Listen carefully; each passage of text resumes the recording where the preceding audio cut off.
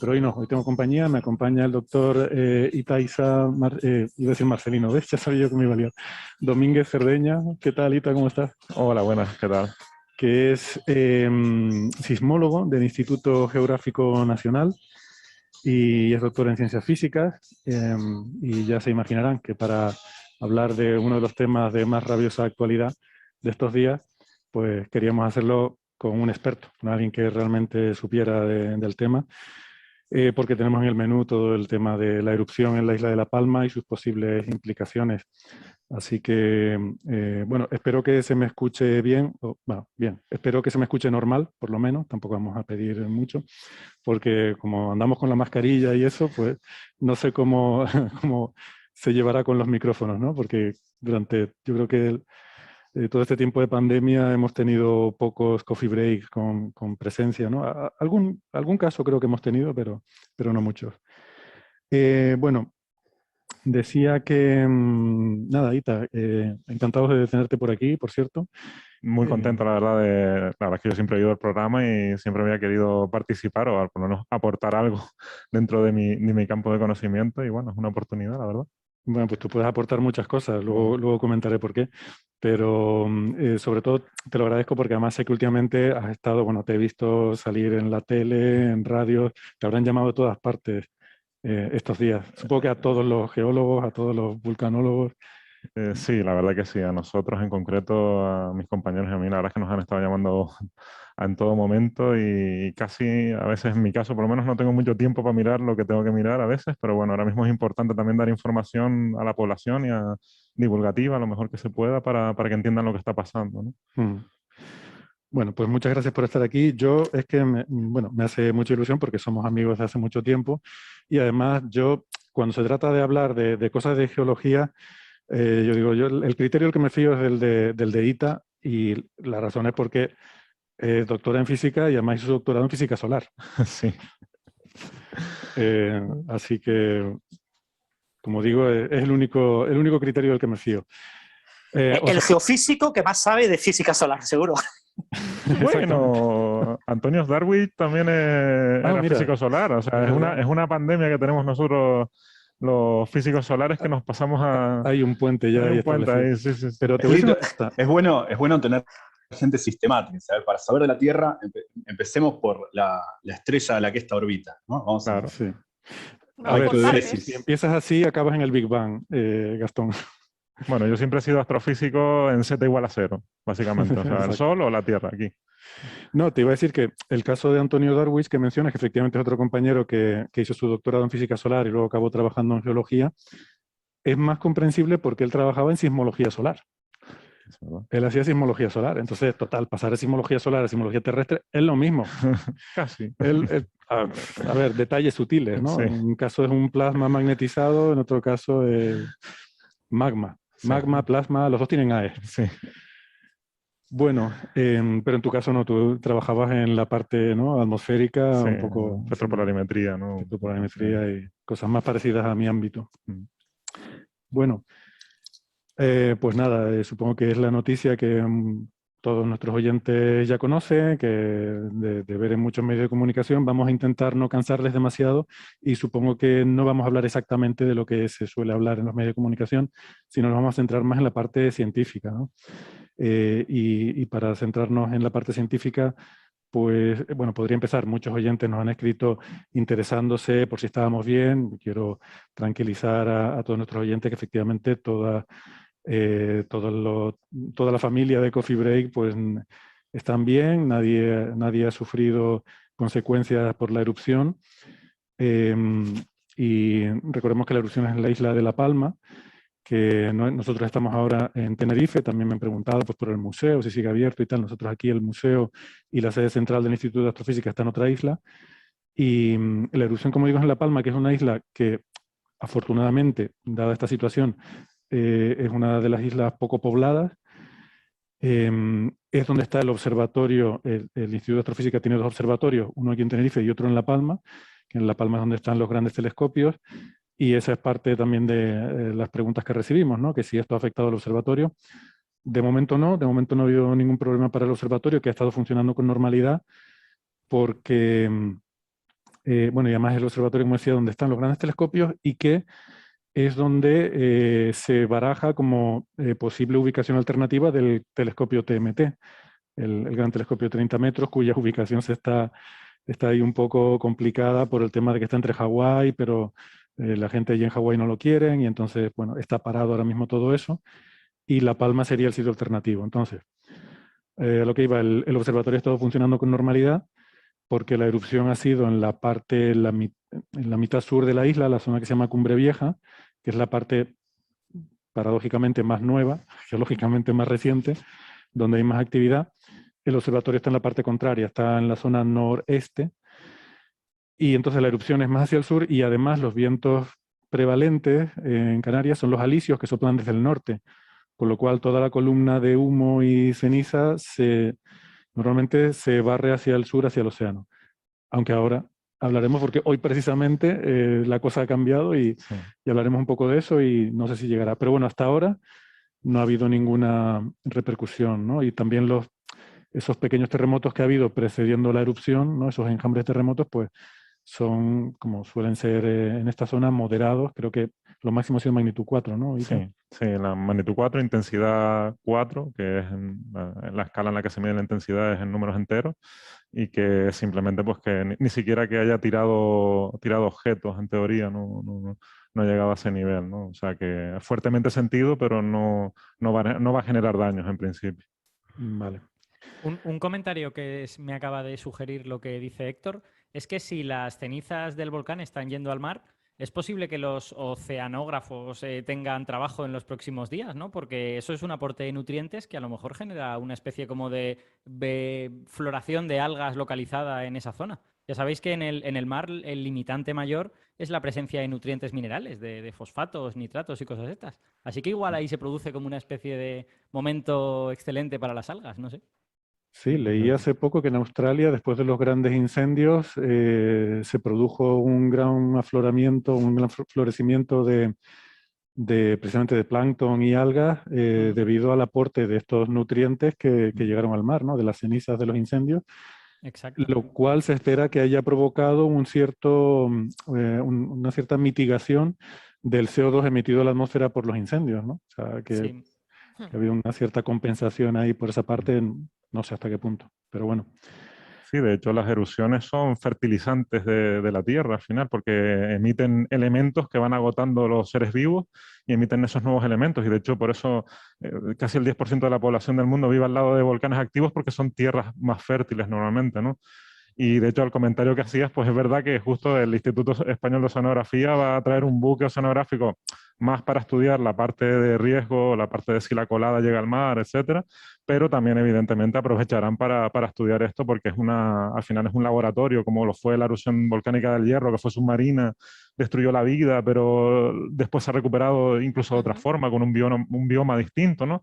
Pues todo eso es una oportunidad que ellos están, de hecho, en breve van a llegar con el buque. Qué guay. Pues bueno, entonces también eso, otra pregunta que tenía yo, perdón, antes de entrar en el tema ese, voy haciendo el repaso, ¿no? Por estas preguntas sobre el impacto sobre la astrofísica, que también había mucha gente que nos preguntaba si esto tendría alguna consecuencia a la hora de elegir el sitio del TMT, que a lo mejor el proyecto dice, uy, vamos a no ir ahí que hay volcanes. Hombre, podría ser, pero creo que sería un argumento irracional. Lo que pasa es que a estas alturas no tengo claro cuánta racionalidad hay en la selección de sitio del TMT, pero bueno, si la hay, no creo que este argumento sea muy relevante porque estás decidido entre Hawái y Canarias. Y quiero decir que, a ver, todos los sitios astronómicamente potentes en el mundo, salvo quizás este del Tíbet que estuvimos hablando el otro día de China, son sitios geológicamente muy activos. Estamos hablando de Chile, ¿no? De los desiertos elevados de Chile, donde sabemos que hay terremotos de gran magnitud. Hawái, que bueno, tiene una actividad volcánica incluso superior a la de Canarias, ¿no? Probablemente, no sé si me estoy patinando en esto, pero... Sí, bueno, tiene una actividad más periódicamente, después ocurren más erupciones en menos tiempo, y también tienen terremotos mayores, ¿no? Y hay terremotos incluso de magnitud 7 se han llegado a dar, cosa que aquí es prácticamente imposible. Entonces, bueno, con eso vas a tener que convivir sí o sí. Ese es un riesgo que tienes que asumir cuando dices quiero poner un telescopio en un observatorio astronómico importante, ¿no? Me contaba precisamente John Lomberg, les hemos hablado otras veces de John, ¿no? Que fue director artístico de Cosmos, él vive en Hawái, y bueno, me escribió rápidamente cuando se enteró de las noticias de este volcán, y él decía que entiende perfectamente lo que está viviendo la gente en La Palma, porque nos contaba que justamente hace 20 años él pasó por eso, perdió su casa y unos terrenos que tenía porque quedaron sepultados bajo la lava en una erupción, ¿no? Allí en Hawái. O sea que bueno, que no creo que sea un criterio. En fin, la última erupción en La Palma fue la de hace 50 años, ¿no? La del Teneguía.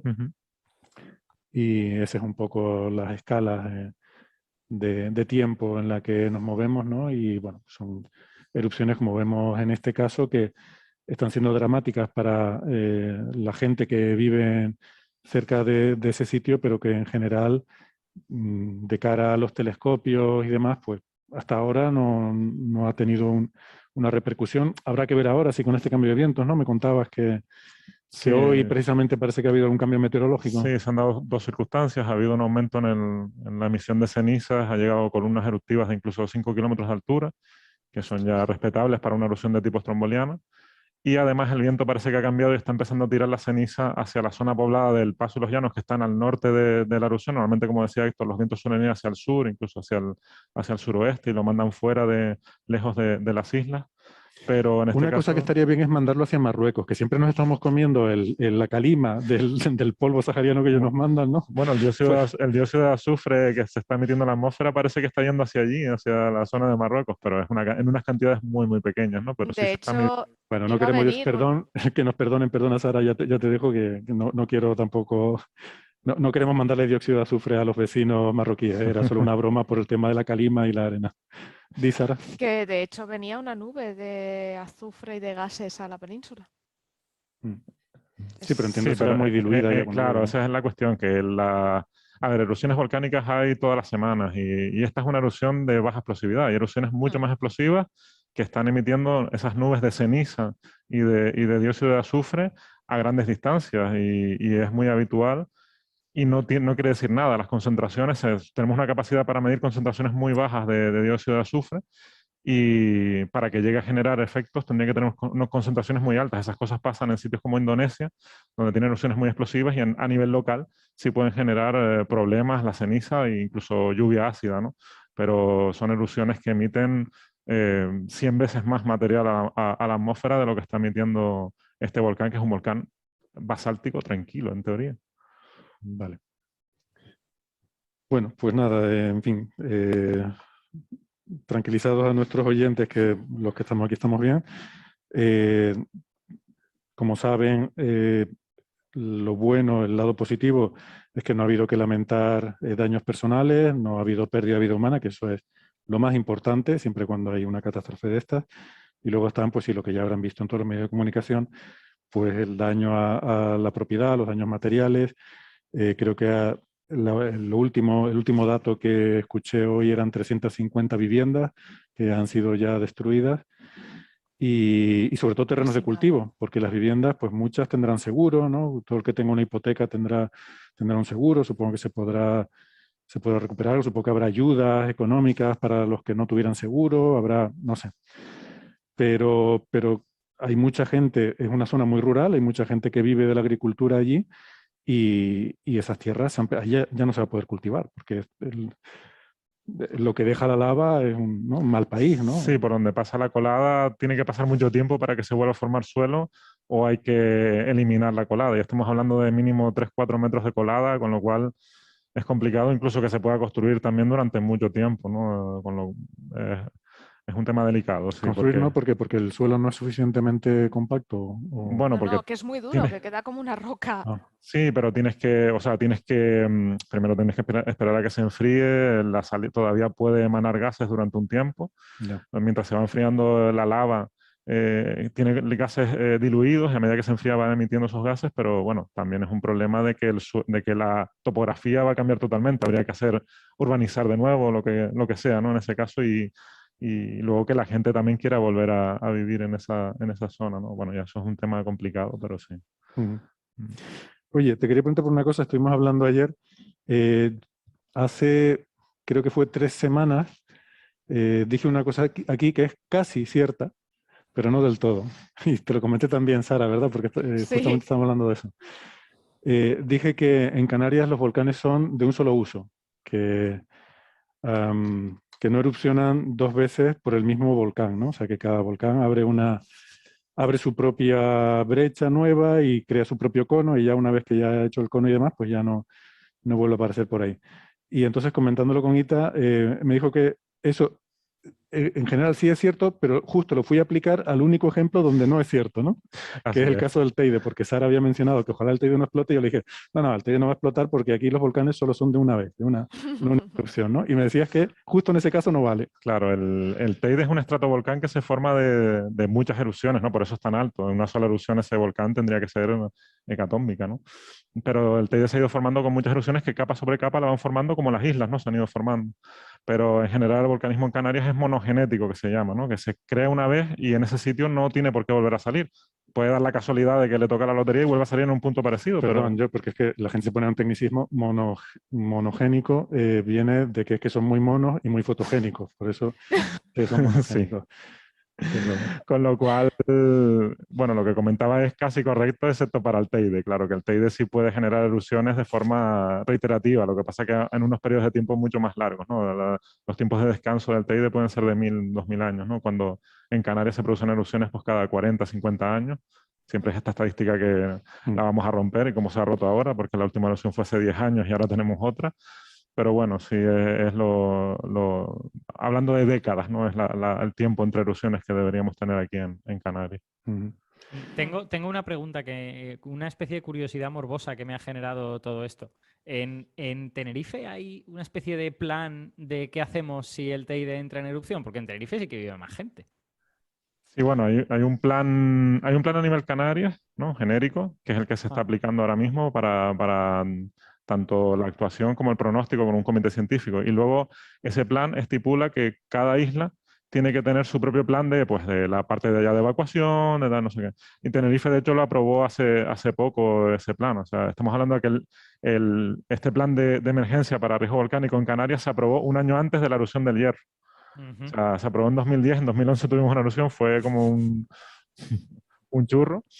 Y ahora se está aprobando los planes insulares, pero es un tema bastante complejo de hacer por todo lo que conlleva, ¿no? Son islas muy densamente pobladas, sobre todo Tenerife, estamos hablando de 1 millón de habitantes en 2000 kilómetros cuadrados, con lo cual la gestión es bastante compleja, ¿no? La Palma es un nivel inferior, estamos hablando de 100.000 habitantes en a lo mejor 1000 kilómetros cuadrados, y el Hierro es un nivel inferior, ¿no? Un orden de magnitud inferior, son 10.000 habitantes en 300 kilómetros cuadrados. Pues o me sea estás que... preocupando, porque hemos ido del Hierro, La Palma, y hasta el siguiente. Bueno, Claramente el dios de los volcanes va a progresar hacia zonas donde moleste más, ¿no? O sea, está como... Está practicando, claro. Exacto. Está probando puntería. Está probando puntería. Yo tengo otra duda, porque siempre he oído que Teide es un pequeño volcán en un cráter más grande de otro bicho aún más gordo. ¿Es eso cierto? Bueno, ahí hay varias teorías. Sí está claro que ahí había otro volcán anterior. Hay gente que dice erróneamente que hubo un volcán de 5.000 metros de altura o más. El mismo el Teide tiene 3.700 metros. Eso no, vamos, los científicos, los geólogos, yo no soy geólogo, pero bueno, los geólogos que dominan más el tema dicen que eso es imposible, y lo que sí se produjo fue un colapso vertical. De hecho, es como que hay lo que llamamos las cañadas del Teide, es una zona como si fuera una caldera, una media caldera, que está hundida. Pues lo que ha pasado es que hubo una erupción volcánica, hubo un volcán original de este tipo, ¿no? Un estratovolcán, que en un momento dado tenía tanto magma en su cámara magmática. Esos volcanes generan una cámara magmática somera a 1 kilómetro por debajo del nivel del mar, a lo mejor. Tenía tanto magma ahí que acabó expulsándolo de golpe y colapsando. Entonces colapsaba y generaba esa planicie. Y aparecía un siguiente volcán después. Entonces, en teoría, el Teide sería el cuarto de los volcanes que han ocurrido en esa zona, ¿no? Empezó con un volcán de hace 1 millón de años, otro volcán hace 600.000 y otro hace 200.000. Así que, en teoría, la siguiente vez debería ser dentro de 200.000 años, pero bueno, no estamos, tampoco se puede saber seguro, ¿no? Pero sí. Y Ita, respecto al fondo del Océano Atlántico, yo he escuchado que el Teide está como a 7.500 metros, ¿no? Que era la gran montaña en el Océano Atlántico, ¿no? Así es, de hecho siempre se dice que el Teide es el tercer volcán más alto del mundo si cuentas desde el fondo marino. Los otros dos estarían en Hawái, que llegan a 10.000 metros, y el Teide serían 7.500, porque al final la isla ha tenido que formarse desde el fondo marino, ¿no? Entonces hay que imaginarse qué cantidad de material hay ahí debajo. Lo que está emergido es prácticamente una cuarta parte de lo que supone el volumen total realmente. A mí me flipa la cantidad de maneras que tenemos de medir la altura de una montaña, sobre el nivel del mar, desde el centro de la Tierra, desde el fondo del océano, o sea, al final ya cada uno puede elegir lo que quiera. ¿Dónde buscas la base? A ver. Exacto, es fantástico. Sacas la cinta métrica y ¿dónde empiezas? No, pero todo eso surge del problema de definir cuál es la superficie, cuál es el punto cero, ¿no? Yo propongo hacerlo al revés, o sea, ir desde una referencia orbital, por ejemplo, la órbita geoestacionaria, algo que tenga sentido, y luego ir de ahí para abajo. Y medir las montañas desde la órbita hacia abajo. Bueno, en fin, boberías aparte. Una cosa interesante, hemos oído comentarios en redes sociales de gente que se pregunta pues, que por qué la gente construye cerca de volcanes, y por eso se acaba este tema de que no erupcionan dos veces por el mismo sitio, porque es que la gente no sabe dónde va a haber una erupción, ¿no? O sea, este volcán que está saliendo ahora es un volcán nuevo, que no existía antes, ¿no? Sí, así es. A ver, los volcanes en Canarias salen en lo que llamamos campos de volcanes, que pueden abarcar áreas muy grandes. En el caso de La Palma, la mitad sur de la isla es potencialmente peligroso para que se genere una nueva erupción volcánica. Con lo cual tendrías que quitar la mitad de la isla para vivir, ¿no? Y en Tenerife, pues habría muchas zonas también que podrían verse afectadas, ¿no? Esto pasa en otros lugares del mundo, no solo en Canarias, que hay este tipo de regiones donde una erupción volcánica puede aparecer en áreas de muchos kilómetros cuadrados, ¿no? Con lo cual, y en este caso de Canarias, que hablamos de periodos de retorno muy, muy largos, pues a lo mejor una erupción en un sitio vuelve a aparecer dentro de 5.000 o 10.000 años, ¿no? En el mismo punto, para que vuelva a aparecer en el mismo punto, ¿no? Con lo cual... O sea, no es como el Etna, que tú dices, ese es el volcán y cuando erupcione va a ser ahí, que por cierto, ahora está también activo, ¿no? Sí. Se pusieron de acuerdo. No, yo creo que le dio envidia. Le dio envidia, ¿no? Y emitió una columna más grande de ceniza, sí. ¿Es más grande? Sí, el Etna genera erupciones más explosivas. El Etna es un estratovolcán parecido al Teide, parecido en el sentido que tiene una cámara magmática somera. O sea, los volcanes como los de Canarias, los monogenéticos que hablo, son volcanes basálticos. El magma viene directamente del manto y entra en erupción pues, en relativamente poco tiempo. Sin embargo, en los volcanes, en los estratovolcanes, que son volcanes explosivos, que pueden generar erupciones incluso plinianas con columnas de ceniza muy altas, lo que ocurre es que el magma se aloja en esa cámara magmática que está a poca profundidad y evoluciona. Y su evolución simplemente es que ese magma, que tiene un contenido en cristales y en gases, empieza a tener cada vez más cristales. Eso significa que la parte fluida tiene cada vez más gas en proporción a esa parte fluida. Con lo cual, ese contenido de gas hace que al ascender ya a la superficie, pues se fragmente todo ese gas, que evidentemente esas burbujas que son chiquititas abajo, por la diferencia de presión aumentan, se fragmenta y explota y sale cenizas, pueden salir cenizas hasta 20 kilómetros de altura por la presión que tiene esa erupción, ¿no? Eso es algo que en teoría en Canarias solo podría pasar en el Teide, pero que es algo que pasa en muchos lugares del mundo y uno de ellos pues sería el Etna, ¿no? Lo que pasa es que esta explosión ha sido relativamente pequeña, pero puede generar explosiones más grandes, claro. Pero el Etna es un poco, está siempre, yo que he estado allí en Sicilia y es muy impresionante porque está siempre echando humo. O sea, tú vas allí, yo cuando fui le digo a mis amigos, eso es una nube, ¿no?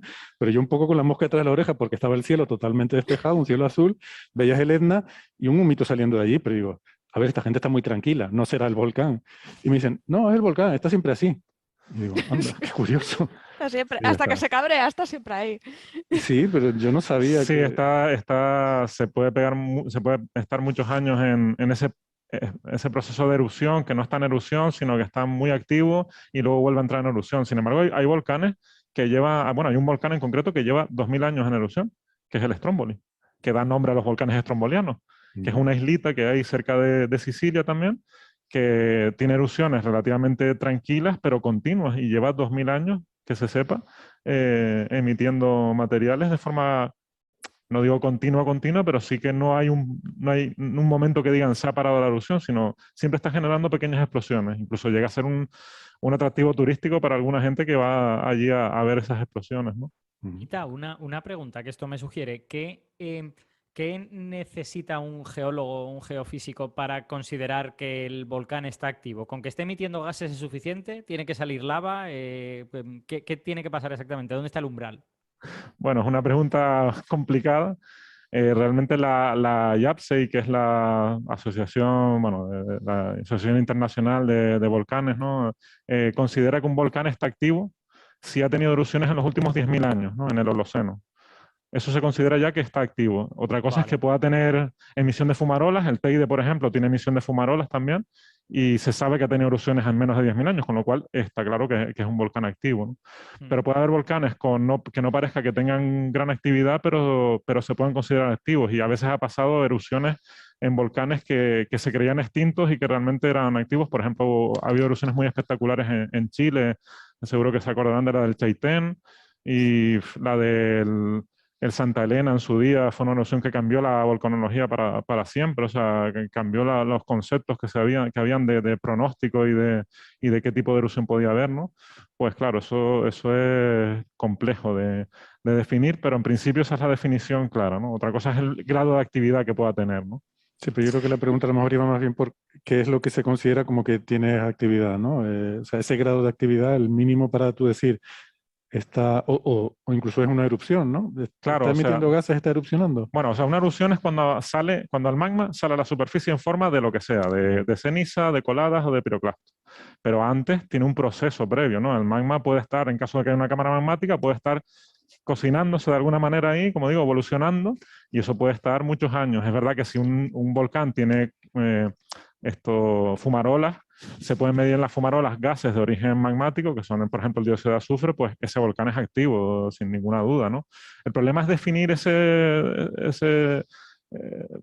línea que separa lo que sería no activo de activo. Hay un paso ahí que es difícil de definir. Pero bueno, cuando está claramente activo, esa es la típica actividad que puede tener.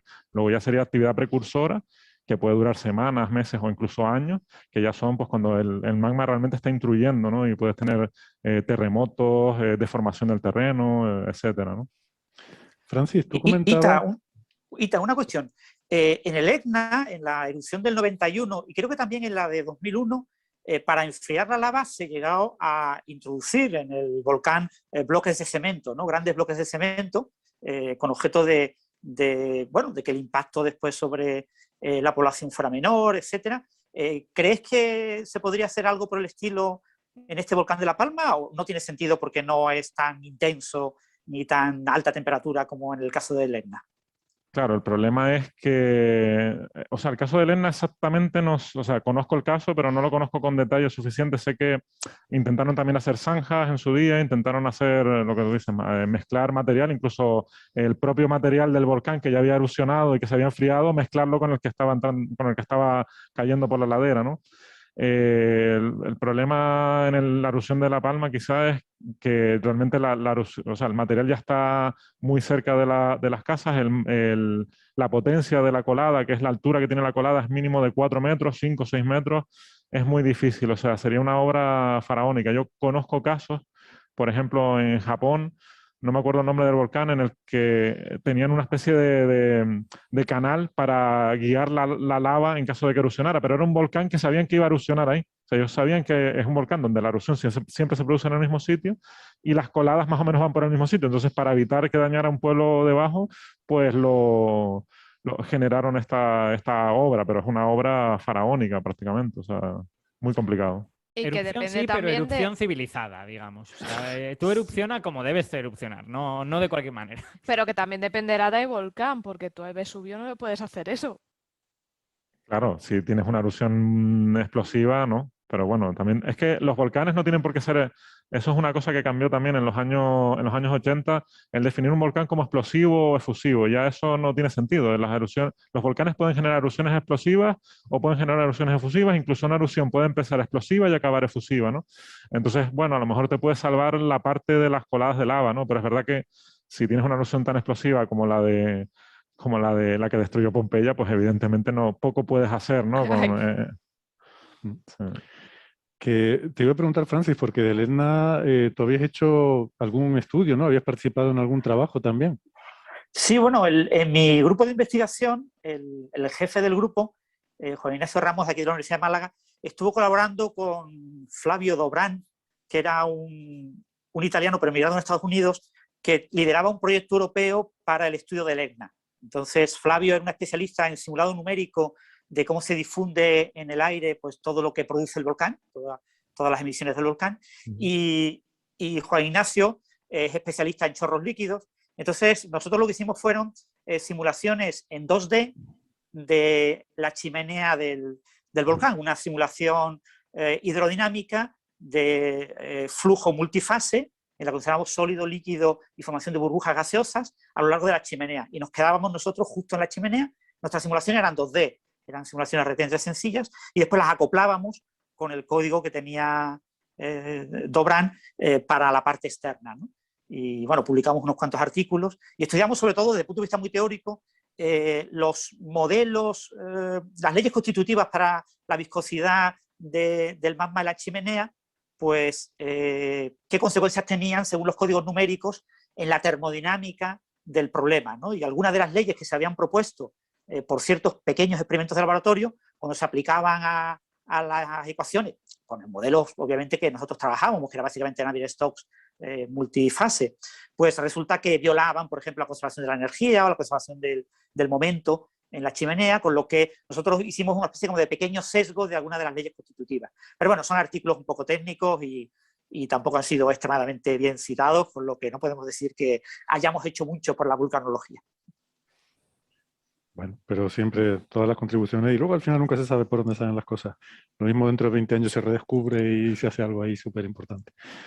Pero justamente no quería terminar sin citar el papel de la ciencia, en este caso en lo que ha sido la crisis para la isla de La Palma, que creo que ha sido una de esas grandes historias de éxito que hemos tenido últimamente. Y creo que refuerzan el papel de la ciencia no solo como un estímulo intelectual que nos gusta a todos, nos divierte el venir aquí, ponernos a tertuliar y qué bonita es y pensar en cosas, en fin, muy abstractas, sino que también tienen un impacto muy, muy importante sobre las vidas de las personas, ¿no? Lo hemos visto con la pandemia, toda la importancia que han tenido la biomedicina en todo lo que es la pandemia, las vacunas, el estudio del virus, etcétera.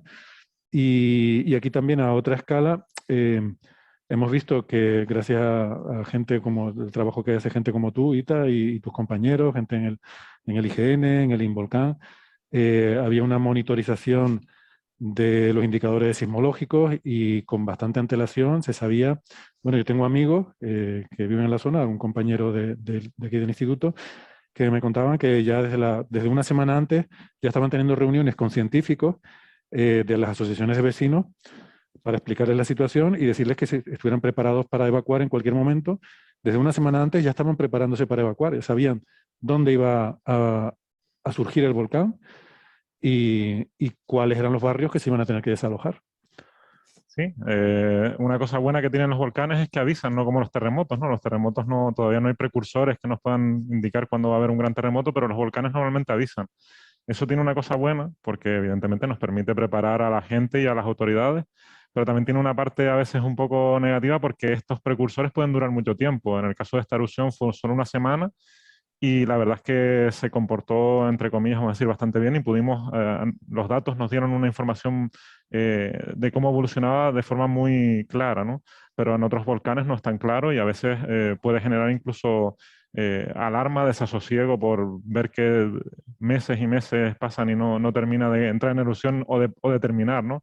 Y eso nos pasa un poco, por ejemplo, en la erupción del Hierro. Yo sé que es un poco local, estoy hablando de una erupción de aquí de Canarias, pero que fue una erupción que durante 3 meses tuvimos precursores antes de que ocurriera la erupción, ¿no? Pero bueno, es verdad que al final lo importante es salvar vidas, que eso es la base de la vigilancia volcánica, ¿no? Y avisar y preparar a las autoridades y a las personas, ¿no? Que yo creo que eso sí se consiguió. Sí, yo creo que eso sin duda, ya digo, para mí es la gran historia de éxito de todo esto, ¿no? Y bueno, para terminar, pues hay un tema, porque claro, a lo mejor un oyente que nos esté escuchando en alguna otra parte del mundo, al otro lado del charco, dirá, pero a mí, ¿por qué me están contando toda esta historia? ¿Qué más me da que haya explotado un volcán al lado de esta gente? Pues a ellos les importará porque está al lado de su casa, pero a mí, ¿qué más me da? Bueno, pues sí que te da, querido oyente, porque no sé si sabes que esto puede provocar un corrimiento de tierra con un colapso que provoque un mega tsunami que destruya las costas de América y de media Europa y de media África. Por lo menos eso es lo que vaticinaba un artículo que salió en 2001 en, a ver si lo tengo por aquí, en la revista Geophysical Research Letters, que se titulaba El volcán de Cumbre Vieja, posible colapso y tsunami en la isla de La Palma, en las Islas Canarias. Y es un artículo que tuvo mucho impacto. Firman dos investigadores, uno de Estados Unidos, Stephen Ward, y otro del Reino Unido, Simon Day. Esto, como digo, se publicó en 2001 y tuvo mucho impacto mediático. Se hizo incluso un documental, no sé si fue National Geographic quien emitió ese documental, que generó mucha inquietud. Por supuesto, estaba puesto algo, eran los días posteriores al 11 de septiembre, creo recordar. Esto fue en 2001, ¿no? El 11 de septiembre fue en 2001, ¿no? Sí. Y claro, tal como se vendía esto era que, ojo, que ahí hay una isla al lado de la costa de África, que puede pasar una cosa que va a destruir Nueva York, Miami, en fin, todo lo que vemos en las películas, ¿no? Cuando hay un ataque alienígena, pues destruyen Nueva York, estos sitios así como muy emblemáticos.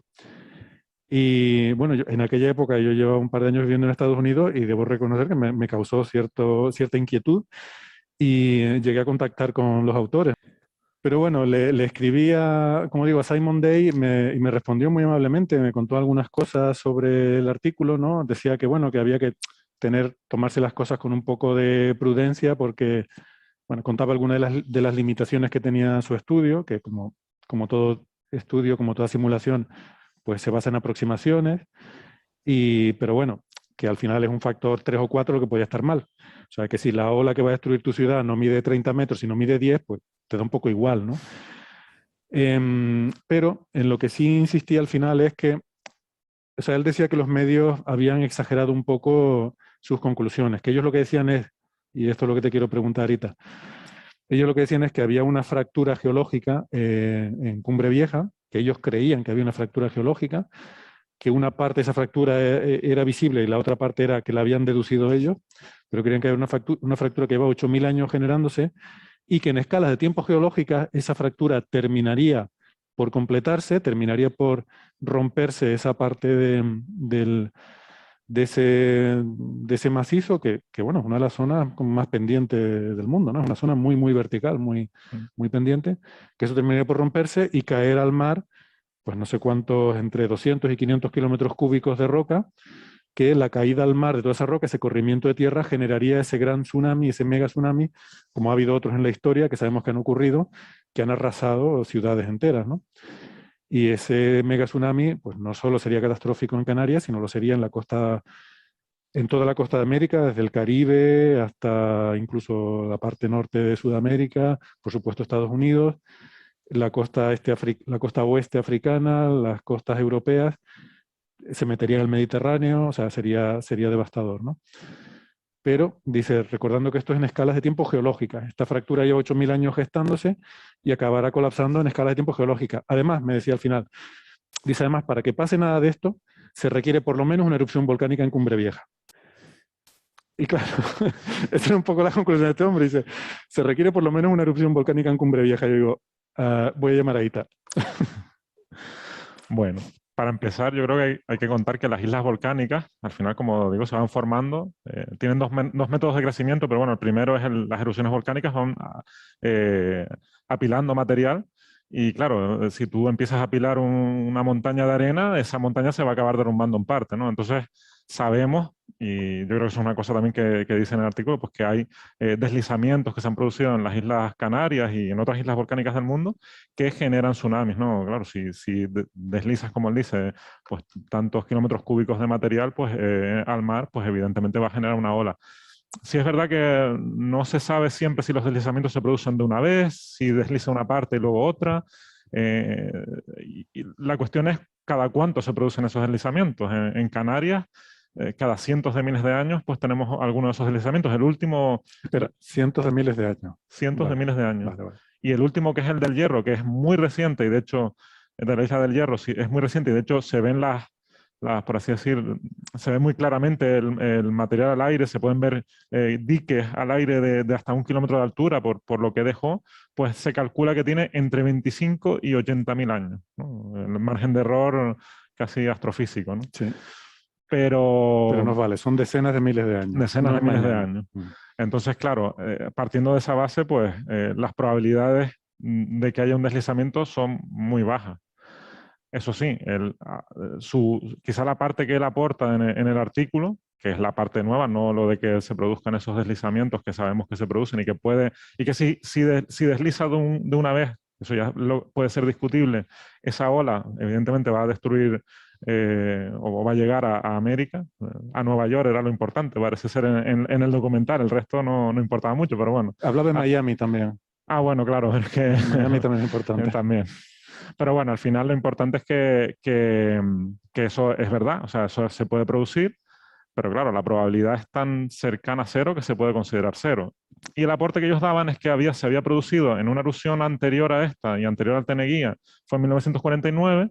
En esa erupción parece que se produjo un escalón en la parte alta de Cumbre Vieja y hay gente que interpreta como que lo que estamos viendo es una falla, ¿no? Un comienzo de esa falla que puede llegar hasta muy profundo en la isla, ¿no? El problema es que...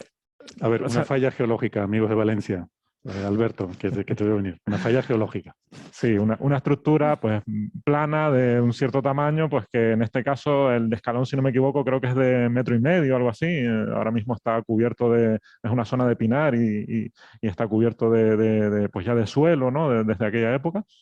Y no es muy larga tampoco. Lo que pasa es que ellos deducen que esa falla tiene que llegar recorrer toda Cumbre Vieja, ¿no? Pero eso no se ve. Pero eso no se ve, y los estudios que se han hecho del interior, pues hay distintos con magnetotelúrica, con tomografía sísmica, todos los estudios que se han intentado nunca han conseguido encontrar esa estructura que debería verse por debajo, ¿no? De alguna manera, si realmente fuera potencialmente peligroso, porque si fuera potencialmente peligrosa debería ya tener estructura. Y entonces lo que dice es que si una erupción ocurre en el lugar adecuado, puede desencadenar ese deslizamiento. Hombre, ha habido el 18.000 años, se ha preparado esa falla durante 8.000 años, ha habido muchísimas erupciones. Si hay una cada 50 años, pues echen la cuenta, ¿no? De cuántas erupciones puede haber habido y no ha pasado nada, con lo cual nunca se puede decir que no categóricamente a algo, porque evidentemente esto va a pasar algún día, pero ese algún día pueden ser 100.000 años. Y ni siquiera sabemos si va a derrumbar toda la parte que él considera que se va a derrumbar toda esa parte de la isla, ¿no? Claro, porque esa es una de las hipótesis del artículo. Ellos consideran que toda esa parte cae de golpe, ¿no? Exacto. Y eso es lo que no está claro. Hay un caso curioso en la isla del Hierro, vuelvo a la isla del Hierro, donde parece que hay una parte pequeña de deslizamiento abortado y ves la falla de ese intento de deslizamiento, que son como 10, 15 metros de altura, que por cierto la falla se llama la falla de San Andrés, porque hay un pueblo en la parte alta que se llama San Andrés, da la curiosidad, da la casualidad. Y ahí tú ves la falla, o sea, ves la pared y la puedes tocar, la falla por donde descendió, pero no de golpe, sino fue poco a poco descendiendo y quedó ahí. Una parte pequeña, ¿no? Entonces no sabemos todavía geológicamente cómo se comporta. Es verdad que hay estudios que demuestran que sí, que aparentemente sí se han producido tsunamis en estos deslizamientos de Canarias, y supongo que de otras islas volcánicas del mundo. Lo que pasa que no se sabe si todos lo han generado, ¿no? Todavía. Muy bien, pero bueno, si hay evidencia histórica de otros megatsunamis en otras partes debidas a grandes erupciones. Estoy pensando, por ejemplo, que estuve una vez de vacaciones en Santorini, esa isla griega maravillosa, que es parte de una caldera, de lo que parece ser que era una isla más grande, ¿no? Que erupcionó y bueno, colapsó toda esa parte central y quedó como un borde, ¿no? Hay una media luna, que es lo que es hoy en día la isla de Santorini, muy bonita, pero una isla que tiene forma de media luna. Y parece que hay evidencia, bueno, megatsunami, no estamos hablando de la misma escala, estamos hablando de una escala más pequeña. Quizás sería mejor si tsunami simplemente, de la destrucción de ciudades en la costa, incluso de ¿dónde? De Creta, puede ser. Sí, Sí, sí. sí, Creo sí. que Sí, hay supuestamente. evidencia arqueológica, ¿no? Ujú. Así que, bueno, cosas como estas sabemos que han pasado en la historia del planeta, pero bueno, que lo que dices tú, a lo largo de mucho tiempo y... Sí, este es un caso particular y que se ha dado incluso más recientemente, que es un caso a gran escala de lo que pasó en el Krakatoa, que fue la erupción de hace algo más de 100 años, que también explosionó de alguna forma la isla y quedó un hueco, quedó esa herradura, normalmente queda como una herradura, y que ahora está creciendo un nuevo volcán en el centro de esa isla, también en Santorini, ¿no? Y de hecho es curioso porque en el Krakatoa sí se produjo un tsunami por erupción volcánica hace unos pocos años, en el que pues aparentemente pues, la erupción desestabilizó la ladera de ese volcán y se produjo un deslizamiento submarino realmente, ni siquiera se vio en superficie, sino fue submarino y esa ola llegó a las costas de la isla de Indonesia que tiene al lado, no me acuerdo exactamente cuál es, y generó una gran destrucción, ¿no? O sea que realmente esas cosas son posibles. Ahora, a la escala que estamos hablando aquí son muy complicadas y evidentemente pues, no, hay pocas islas como esas en las que pueda haber ese tipo de actividad, o por lo menos que yo sepa, no hay ninguna ahora mismo que pueda tener esa actividad que se conozca, ¿no? Que pueda llegar a ese nivel de actividad. Hay otras, por ejemplo, en la Antártida está la isla de Decepción, donde hay una base científica, ¿no? Que se van a hacer los estudios y compañeros míos van a hacer la vigilancia volcánica también ahí, porque es un potencial peligro y es lo mismo, es una isla en forma de herradura, porque en su día debía ser una isla completa que acabó explosionando y quedando solo ese trozo de isla, ¿no? De hecho, yo tengo un poco la sensación de que si tenemos que apostar por algún sitio donde se produzca un mega tsunami, pues mejor apostamos por un sitio donde haya un montón de islas volcánicas, en plan Alaska. No sé, quiero decir, si aquí solo tenemos una, pues es una lotería que es difícil que nos toquen. Sí, en Málaga tenemos un grupo de investigación especializado en tsunamis, que es el grupo Edania, su investigador principal es mi amigo Carlos Parés, son de análisis matemático y de matemática aplicada ahora. Y ellos simularon, por ejemplo, la posibilidad de que la isla de Alborán, que es una isla que se encuentra entre el sur de Andalucía y el norte de África y Marruecos, esa isla parece que hay evidencia histórica de que alguna vez ha habido deslizamiento de tierra y simularon la posibilidad de que hubiera por deslizamiento de tierra de esa isla, la formación de un tsunami que llegara a Málaga, y bueno, pues si alguien está interesado, al final parte del cauce de la zona más baja de Málaga, cercana al cauce del río principal que llega a Málaga, que es el Guadalhorce, se quedaría todo eso inundado, ahí hay muchas empresas, hay polígono industrial, etcétera, pero bueno, la gran parte del centro no llegaría el agua, o sea, sería un tsunami, pero no un mega tsunami como el que estamos hablando, o con los mega tsunamis, por ejemplo, o el tsunami que llegó, por ejemplo, a Lisboa hace muchísimos, no sé, en el siglo XIX, por ahí. Es un tsunami de mojarse los pies, digamos. De todas formas, lo de este tsunami que mojaría Málaga, esto es de este verano, se hablaba de esa noticia. Bueno, ellos organizan muchas, ellos lideran lo que es la simulación de tsunamis a nivel europeo. Tienen un proyecto europeo que es el sistema de alerta de tsunamis europeo, y ellos son los que han desarrollado todos los software con gente de Francia, fundamentalmente, y tienen un sistema de alerta de tsunamis a nivel mundial, pero el sistema es europeo. Y bueno, ellos usan datos sismológicos, sismográficos, yo no conozco los detalles, para predecir posibles tsunamis y alertar a los países o las ciudades correspondientes, ¿no? Y llevan ya muchos años investigando en este tema. Entonces, de vez en cuando organizan conferencias científicas y, claro, aquí en Málaga o en España, pues muchas veces lo que más interesa son sus simulaciones que directamente, porque si simulan un tsunami en cualquier sitio asiático, pues a nadie le interesa, pero si tsunami es en las costas malagueñas, pues interesa no solo a los malagueños, sino a mucha prensa española. Por eso surge de vez en cuando la noticia. Pero sus simulaciones de la parte del tsunami malagueño creo que eran de hace unos 10 años, por ahí, 2010, 2012.